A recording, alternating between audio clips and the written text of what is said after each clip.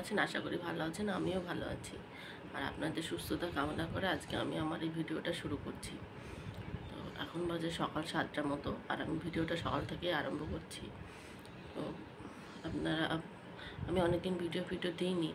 আজকে আবার চেষ্টা করছি ভিডিও দেওয়ার জন্য। দেখা যাক কতদূর কী করতে পারি। তো আপনারা সঙ্গে থাকুন আর দেখতে থাকুন আমি সারাদিন কি করি একা একা মেয়েকে নিয়ে। ঠিক আছে?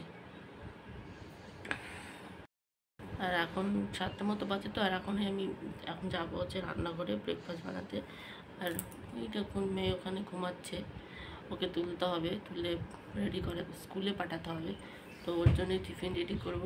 আর আমার তোমাদের দাদাভাই গেছে ডিউটিতে, ও আসবে, ওকেও তো খেতে দিতে হবে। তো আর আমি নিজেও খাবো। এখন যাবো ব্রেকফাস্ট বানাতে। আর আজকে ব্রেকফাস্ট বানাবো রুটি আর আলু ভাজা, আর কিছু করবো না। রুটি আর আলু ভাজা। তো এখন যাবো আটাটা মাখবো আর আলুটা কেটে রেখে এসে মেয়েকে তুলবো, তারপর ওকে খাওয়াবো, মুখ টুক ধোয়াবো, খাওয়াবো, রেডি করাবো, ওদের স্কুল পাঠিয়ে দেবো। ওকে ও চলে যাবে, দিয়ে ওর বাবা আসবে, ও খেয়ে চলে যাবে, তারপর ও চলে যাবে, দিয়ে আমি একা একা টুকটাক করে সারাদিন দেখা যায় কী করতে পারি। এই হচ্ছে আবার সকাল থেকে শুরু হলো। এই 7টা থেকে শুরু করবো আর সেই 2টো 2:30 পর্যন্ত কি শেষ হবে। দেখা যাক টুকটুক করে কতক্ষণ আমি করতে পারি। ঠিক আছে? তারপরে মাঝখানে যদি শরীর খারাপ করে হয়তো ছেড়ে দিতে হবে। তবুও চেষ্টা করছি আজ ভিডিওটা কন্টিনিউ করার। তো এই আমি টুকটুক করে কী করে এগুলো আপনাদের দেখাবো, আপনারা একটু সঙ্গে থাকুন। ঠিক আছে? আর ভিডিওটা দেখতে থাকুন। আমি সকাল চলে এসেছি রান্না করে। দেখুন সকালবেলা হাতে লেবু আর চাকু নিয়ে বসে দাঁড়িয়ে আছে। কারণ হচ্ছে সকালবেলা সবার প্রথমে কাজ হচ্ছে ছানা বানানো। ছানাটা বানিয়ে নেবো, বানিয়ে নেওয়ার পর আটাটা মাখবো আর আলুটা কাটবো।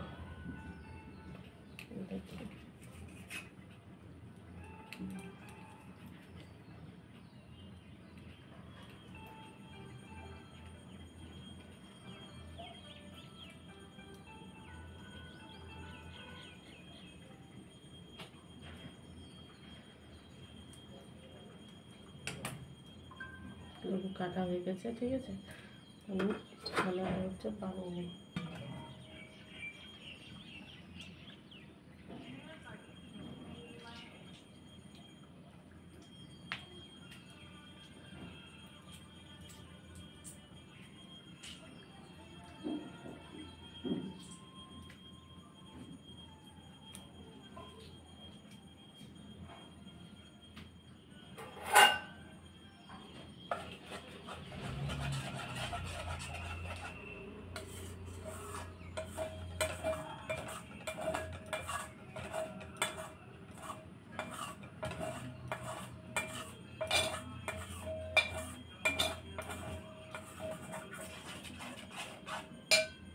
হয়ে গেছে আমার ছানা বানানো।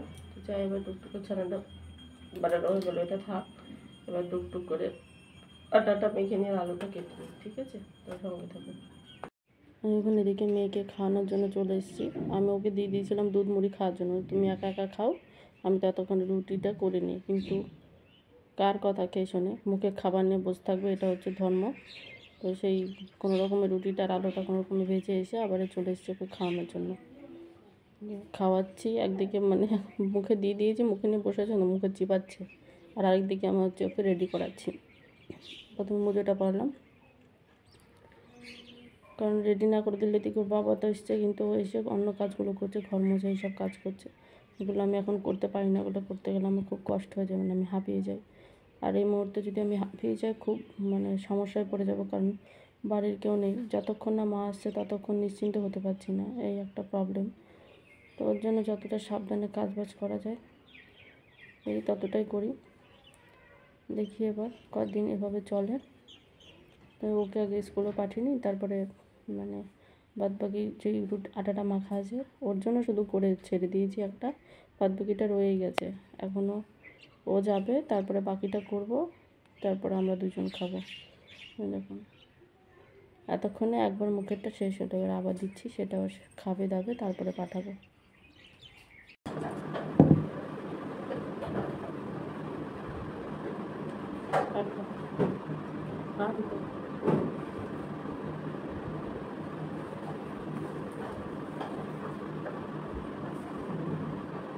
তাড়াতাড়ি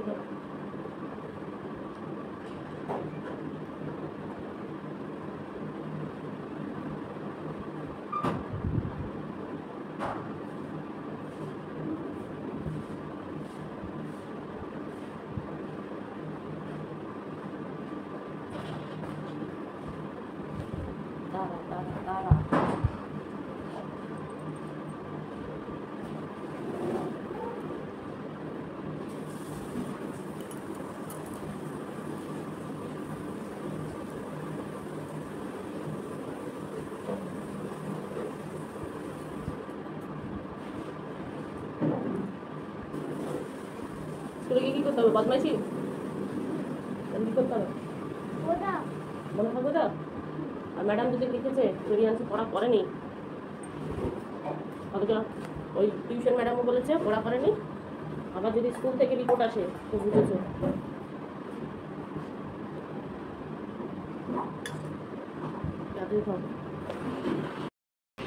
ইদার দেখো বাই, পড়া করে নিব। হ্যাঁ, দুষ্টু করবে না একদম। যাও।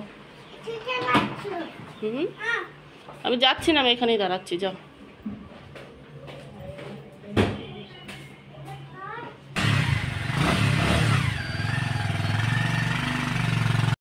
আর এই হচ্ছে আমার হাজব্যান্ডের ব্রেকফাস্ট দিয়েছি আমি এখানে, রুটি, আলু ভাজা আর আলু পটলের তরকারি, আর পাশে আছে বাদাম ভেজানো ছানা, ওইটা হচ্ছে আমার জন্য। তো বন্ধুরা, এতক্ষণে আমার হলো কাজবাজ কমপ্লিট, মানে সকালের যে ব্যস্ততা থাকে সেগুলো কমপ্লিট হলো। মেয়েকে ঘুম থেকে তুলে রেডি ফেডি করে খাইয়ে দাইয়ে স্কুলে পাঠিয়ে দিলাম। আর তোমাদের দাদা ভাই এসেছিলো, এসে ওকেও ব্রেকফাস্ট দিয়ে দিলাম। ও মানে ব্রেকফাস্টে যা করেছিলাম রুটি আর আলু ভাজা, আর কালকের একটু পটলের তরকারি ছিল, সেই দিয়েও খেয়ে চলে গেল। আর আমিও সাথে সাথে খেয়ে নিয়েছি।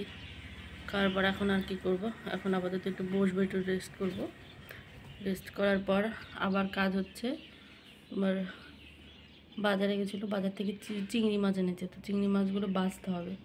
চিংড়ি মাছগুলো বাছতে হচ্ছে সব থেকে বেশি কষ্ট।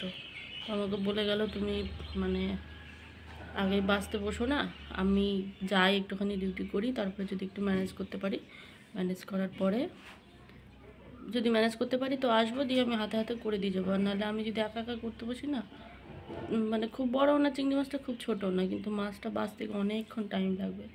আর আমি এখন একভাবে বসে থাকতে পারি না, ওই আর কি পা গুছিয়ে বাবু হয়ে বসে, যে আমি যেখানে সবাই যদি কেউ ভালো মানুষ করতে চায় সেখানে তার হয়তো আধা ঘন্টার মধ্যে হয়ে যাবে, আমার সেখানে 1 থেকে 1.5 ঘন্টা লেগে যাবে। তো বললো তুমি আগে করতে চেও না, বসো একটুখানি রেস্ট করো, আমি দেখছি আসতে পারি কিনা, ফোন করে দেবো, আর নাহলে রেখে দাও, পরে দেখছি কি করা যায়। এই তো আপাতত একটুখানি বসবো, একটু করবো। খেয়েছি, সেই থালা বাসনগুলো সব পড়ে আছে, বসার পরে উঠে একটু থালা বাসনগুলো ধোবো, ধোয়ার পরে তারপরে টুকটাক করে কাজবাজগুলো করতে শুরু করবো।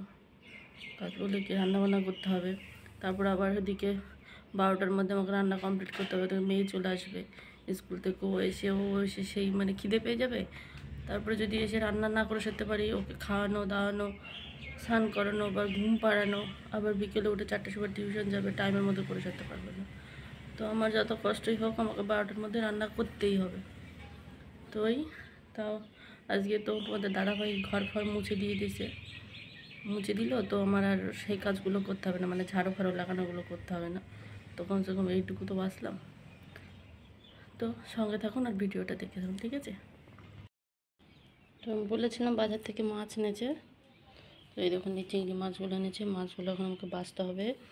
আর এখানে আম রেখেছি, আম কাটবো, আমের চাটনি করব। আর ওর মধ্যে হচ্ছে আলু, টমেটো, পেঁয়াজ, আদা, রসুন নিয়ে এসেছি, এগুলো সব কাটবো। তো আগে আলু, টমেটো, পেঁয়াজ, রসুনগুলো কেটে নিই, আমটা কেটে এগুলো কাটা হবে, তারপরে বসে বসে মাছটা বাছবো। এই দেখুন বন্ধুরা, এই সাইজে চিংড়ি মাছ পেয়েছে, সব দুখানা হলো, জানি না কতক্ষণ লাগবে, দেখি কতক্ষণ করতে পারি। হাজব্যান্ডকে ফোন করলাম, বললো তুমি বসো আমি আসছি। তো আমি ফুটফুট করে বসলাম বাঁচতে, দেখি কতক্ষণ পারি বসে থাকতে, না পারলেও আসবে, এসে করে দেবো বলবো। তো আপনারা সঙ্গে থাকুন আর দেখতে থাকুন, ঠিক আছে? এতক্ষণে আমার মাছ ধোয়ার বাচ্চা হলো, মাছগুলো ধুয়ে বেছে রাখলাম। এখানে রসুন ছাড়ানো রয়েছে, পেঁয়াজ কাটা হয়ে গেছে, আর এখানে সবজি আলু ভালো কেটে রেখেছি, আম কেটে রেখেছি, সব কিছু গোছানো আছে। এখন শুধু এটা হচ্ছে আজকের আলু দিয়ে চিংড়ি মাছের ঝোল, পাতলা পাতলা, গরমের মধ্যে বেশি গাঢ় করিনি। আর এই সাইডে আছে আমের চাটনি। এই দিয়েই দুজনের খাওয়া হয়ে যাবে, আর কিছু লাগবে না। আর এটা হচ্ছে আমাদের অ্যানিভার্সারি কেক। কদিন আগে আমাদের অ্যানিভার্সারি ছিল, এটা দোকান থেকে আনা হয়েছিল। আর এই কেকটা অ্যানিভার্সারির জন্য আমি বাড়িতেই বানিয়েছিলাম।